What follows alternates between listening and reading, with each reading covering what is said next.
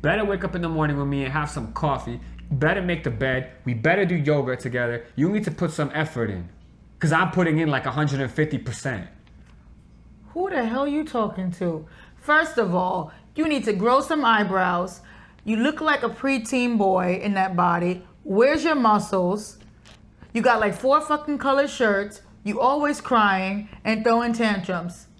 I don't know who you talking to, but it ain't me. Yeah, I thought so.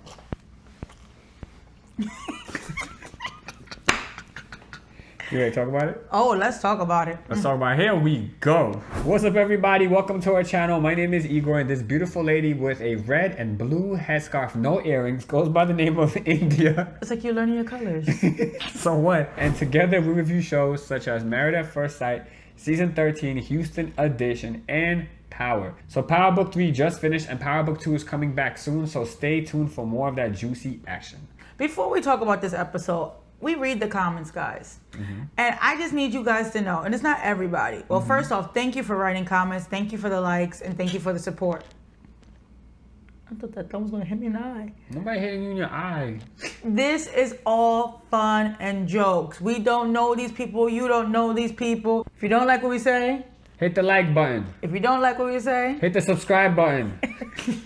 Well, seriously, like, none of us knows what goes on behind the cameras. We don't really know these people at the end of the day. Yeah, straight up, like, we don't live with these people. I don't care less about them. Yeah, I don't know what it's like living with Johnny, and I don't want to know what it's like living with Johnny. Hell no. Yes. And again, if you don't like it, oh well. Tough titty set the kitty and the milk's still warm. Hit the like button. So we're talking about Zach and Michaela, right? Yeah, Zach and Michaela. Okay, let's go. So I think I will say, there's nothing wrong with a man crying, but he cries too damn much for me. And you don't like all that? You don't think that's sexy? And yo, Zach, why you cry so much? Like, there's nothing wrong with a man showing his emotions, but he's always crying, and then he acknowledges to Dr. Pepper that he's a perfectionist, and he wants his wife to be a certain way. He has an image and everything. So why sign up for the show? At the end of the day, I'm just going to say from my analysis that he's too young. He has his ideal version of marriage. He says he wants to make it work. I don't really think he wants to make it work at this point. I think he's checked out. I think Michaela's walking on eggshells, and he gets explosive and gets angry and throws tantrums when she says things that he doesn't agree with, and they have conversations that are not productive to the relationship. Like, for example, if today was decision day, what would you say? Duh, no. If you said no, she said no, why the fuck are you upset with her? Like, you both said no. And then he's getting angry. He wants to sleep in a separate bedroom. And then she's like, no. And then they're like, why do we need to sleep in the same bedroom? And then he runs off into the sunset. No, she wanted to sleep in a separate bedroom. That's right. She wanted to sleep in a separate bedroom. He was frustrated with that. And again, he runs off, then throws a tantrum. Then we find out what? That she texts him afterwards, right? That she really didn't want that. Yeah. And then she leaves, and homegirl takes the Lowrys. She takes the sazon. She takes the adobo. She takes it all. She probably even took the cinnamon and nutmeg to make the French toast. And the hot sauce. Even though we saw she couldn't even boil water. So I don't know what she's taking those seasonings for. Yeah, I don't know either. And then he tells his brothers on Zoom. I don't know why he on Zoom. Like FaceTime. Everybody it's too much Zoom. 2021, 20, please. Like, he's talking to his brothers on Zoom. He leaves out parts of the story. They look like they don't care at all. And he leaves out parts of the story where he did wrong. And then it's just like... And they're laughing at him too. They were laughing at him too on the thing. I'm over him. Ya no mas. Yeah. And yo, Zach, you make no sense though. You have been confusing this girl from day one. You have been sending mixed messages, mixed signals, all of that. And you want her to respond to you in a loving and caring way? Like, dude, you make no sense. You get mad at her for being explosive or whatever, but you be like this. Like, you be doing crazy stuff, bro, and you make no sense at all. Like, and then you say, oh, you know, she didn't want to talk to me, this and this and this, she didn't pick up the phone. Bro, we saw on Zoom, she clearly texted you and you didn't even respond, bro. We could tell the colors. She texted you in gray. You never responded to her. We could clearly see it. You playing games, bro. You're trying to look like a villain. He's totally checked out. I don't even understand what his deal is. He definitely wants to look for a perfect person. He has failed in finding the perfect person. So now he wants these experts to magically pull this perfect person out the air. Out their ass. Out their ass. Like, dude, man. Wake up, bro. And Michaela, take your purse off the floor. You black. You know better. That means you lose money. Oh, yeah. Straight up. So get out of that house. How you know about that? You be telling me that all the time. Oh, yeah. Get out that house, Michaela. I don't care anymore. Just get out that house. And Get out. Zach, bro, I got nothing good to say about you, man. I'm over these two. No more Michaela. Fraction. Shh. Who's next? Johnny and Bowie. Okay, Johnny and Belle. If you've been watching our videos from the beginning, you will know that we're not a fan of Johnny, and I'm definitely not a fan of Bao. So all of the why do we love Johnny? Nobody loves Johnny. He's a weirdo. It's not giving what's supposed to give. We don't love Johnny. Nope. We said from day one he was a little. We call him a psycho. We call him a psycho murderer. My dude has like 8 same color shirts and 8 same color pants. Yeah, American Psycho status. You're gonna go to work and people are gonna think you dirty. Regardless of his hygiene. In this episode, he was cutting a little deep with the comments about how he wouldn't have dated her. That's why he ghosted her 2 years ago and all of these things. So I feel like he's kind of like you said, like Ryan. But the only thing is, he got her emotionally invested by having sex with her. Mm-hmm. Then he's trying to pull back using the friendship word, which would scare anybody. Mm-hmm. And then he doesn't understand why she's frustrated. And he's just like, kind of like the Beyonce song, Destiny Child Cater to You. Like, he just wants a sex slave. Nah, yeah. This is my whole thing on Johnny. My whole thing. Day one, we saw my dude sitting on the couch crying. This dude clearly has some severe daddy issues because of how his dad talks to him about many things, right? What we see clearly, this is clear, Johnny. This is clear, bro. You are literally doing to Bao what your dad does to you. All the anger that you have towards your dad or in your own inability to communicate with your dad about the things you don't like that he says and does to you, you literally are taking all of that and throwing it at Bao and making her suffer. Like, you're a complete, like, asshole. Like, you are just straight asshole. And if you're watching this video, I hope you hear what I'm saying. You are a piece of garbage. You went on the show. You had no intention of loving her. You seen her at the altar. You seen her. We all saw your face. And then from that moment, you remembered that you ghosted her. You guys even talked about the fact that you ghosted her.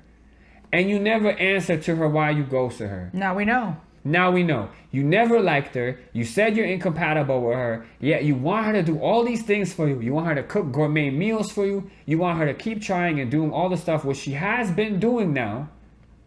But you yourself have checked out a long time ago from day one. You have checked out 15 years ago. But you want her to do all this work. Bro, you're a piece of garbage. He's garbage, but I also believe that she makes herself look better in front of the cameras. I still stand by that. I don't care what you guys say.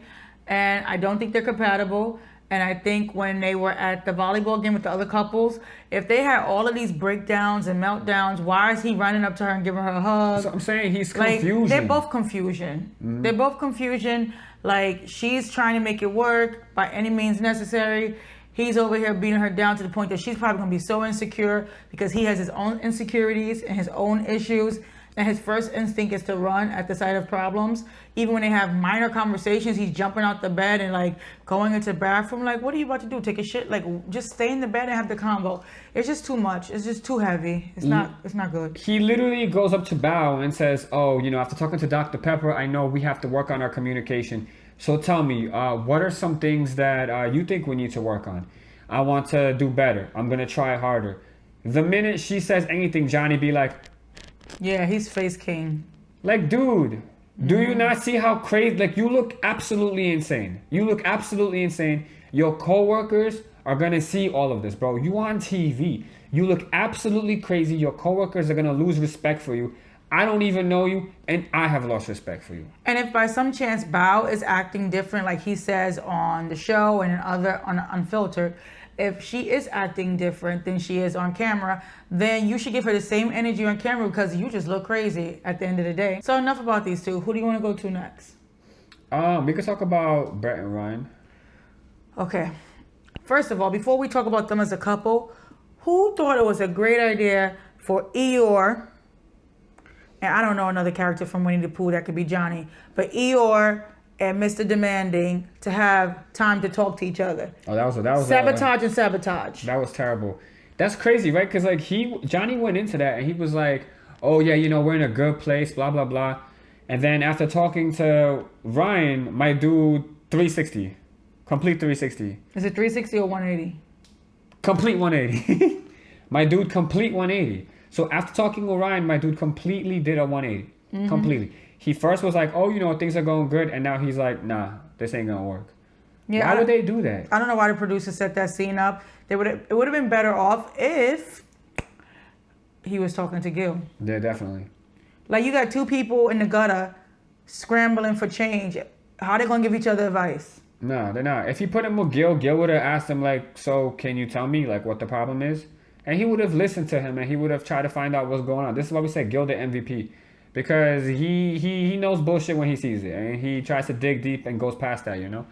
And I just think it's interesting that Ryan, I don't know what his expectations are for a woman. And even when they sat down after having the one-on-ones, it still didn't come out. Like, he still didn't communicate, I am not attracted to you and I don't like your sloppy ways. We saw that room again. It looked a hot mess, like a tornado went Yeah, but through. I think he's using that as an excuse though. Oh, he is using it as an excuse, but that's still nasty. Okay. And if you're already not attracted to someone or you already have your issues, any little thing they're going to do is going to bother you. Of course. So that was disgusting. And then she's sitting there like, oh, I think we have a chance. We can make it work. At this point, he's checked out. Just do the experiment. Get your money, girl. Die your roots and keep it moving. I honestly think that he's been checked out since the honeymoon. I think when he saw that, you know, she was very like somebody Timid. who worries about certain things, doesn't really like doing anything above normal. Or out of her like comfort zone. I think at that point he was just like, nah, I'm out. But here's my thing though. His sister said that everything changed for them when he came home. She said when he came here. And so all his memories came back. Dude, did you have amnesia? Like, you went into this marriage, right? You went into this marriage and everything was good. And as soon as you come back, you get hit with reality. Like, and you remember like everything else. What did you think was gonna happen? I don't think she meant that. I think she meant that he might have started thinking about exes or seeing women that were more his type or thinking about someone he saw on those dating apps. Because remember, he also spent time by himself away from her. Mm-hmm. So he seems like... You think he's talking to somebody else? I don't know who would give him the time of the day, but maybe. But like, then this is what I don't understand either. Like, you're on TV, right? Like, your coworkers are going to see this, and like, that's your reputation. For real, like, why would you jeopardize something like that? I don't know. He's a loser too. Ryan, you suck. Who do you want to talk about next? Your shot's fired. Who we talk about next? We got Rachel and Jose. To be really real with you, I don't remember nothing about them because that's how boring they were this episode. Damn. They always try to pretend like they're happy-go-lucky. He's always licking his lips. And I don't know why he tooted his booty out while he saw Dr. Pepper. I didn't catch that. Oh, I'm going to show you the picture. He tooted his booty out. And he also like left some space in between. He did the church hug. I don't know. It was just weird. That's all I remember. Yeah, the only thing about them is that Rachel said to Pastor Cal, she was saying that, you know, I don't know how I can trust him after he did what he did to me. And honestly... Cut him. Yeah, honestly, like, who can trust a man who does that? Like, he literally did not care about your safety and let you out there for who knows what, you know? And he got you knocking on everybody's doors. Like, what if she knocked on, like, a murderer's door? Like, that would have all been on him, you know? He would have taken no accountability for any of that. And I know they talked about that already, and I know they're trying to move past that and all that stuff, but people don't forget that type of stuff. Like, yes, she might forgive you and all that, but she ain't gonna forget that. And then what I don't understand is, so she says to Pastor Cal, like, I don't know if I could trust him. But then when she's talking to him one-on-one, she's like, Jose, you have my full trust. She said that? Yeah.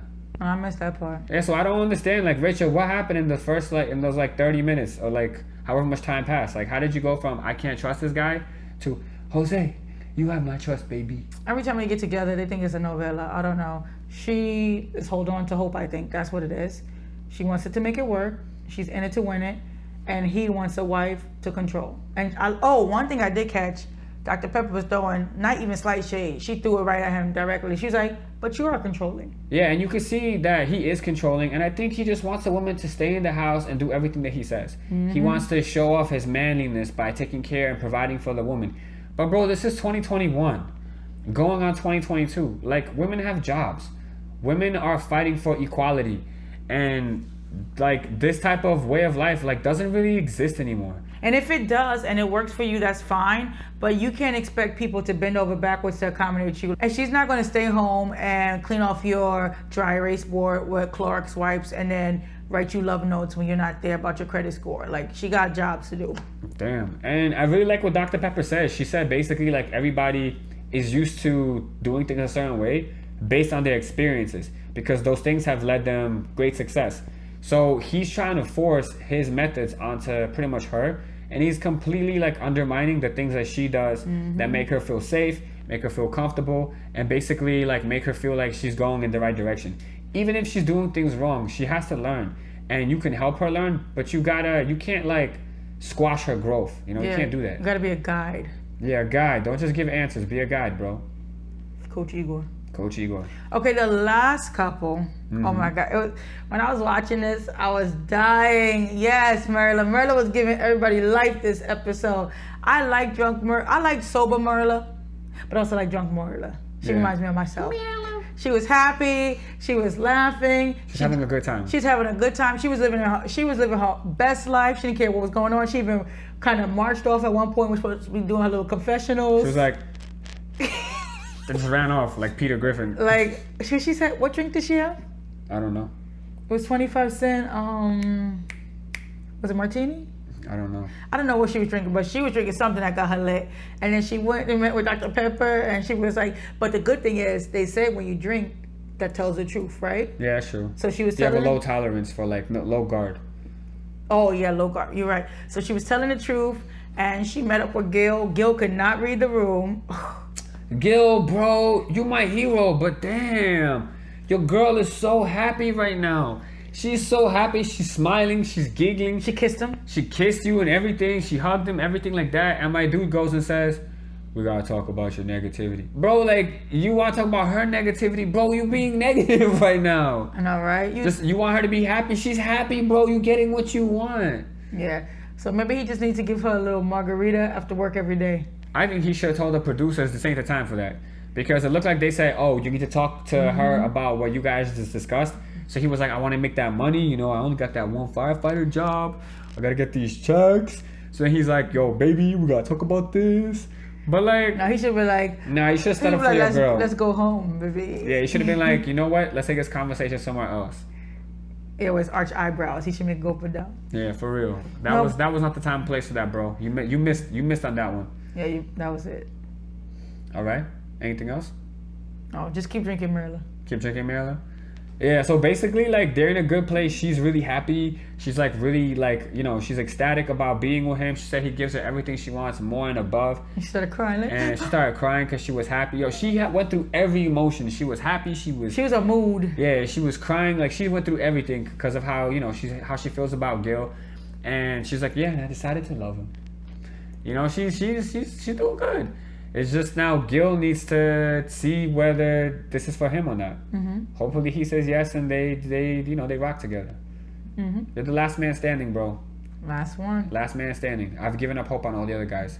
All right, guys. If you enjoyed what we have said today, and if you think Johnny is an asshole, please like, comment, and subscribe. If you think Ryan is an asshole, please like, comment, and subscribe. If you think Zach is confusing as hell, please like, comment, and subscribe. And if you like drunk Merla, please like, comment, and subscribe. Maybe we'll get more of them. Who knows? Or less of the things that we don't want to get. I don't know. But anyway, thank you guys so much for watching. Thank you for your ongoing support. We do appreciate you. We love you. And we'll see you guys soon. Take care, everybody. Bye, guys.